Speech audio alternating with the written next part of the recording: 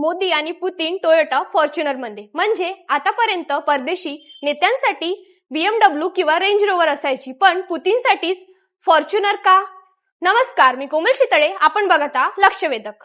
4 डिसेंबरला दिल्लीच्या पालन एअरपोर्ट वरून हेही फॉर्च्युनर मध्ये निघाले. पाहिलं तर हे सर्व प्रकरण नॉर्मल आहे, पण यामागे एक मोठं कारण दडलेलं आहे.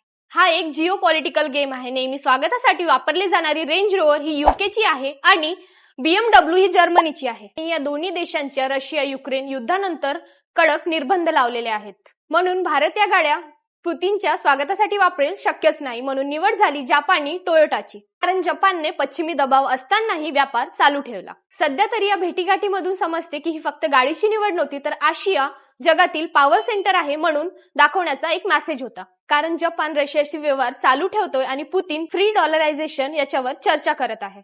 आणि काही महिन्यापूर्वी मोदी, पुतीन, शी जिनपिंग एकत्र आले होते. या सर्व गोष्टीमधून एकच दिसते की एशियन सेंचुरीची सुरुवात होणार आहे. इंडिया, रशिया, जापान, चायना एका नवीन अलायन्सकडे देशाचे लक्ष आहे.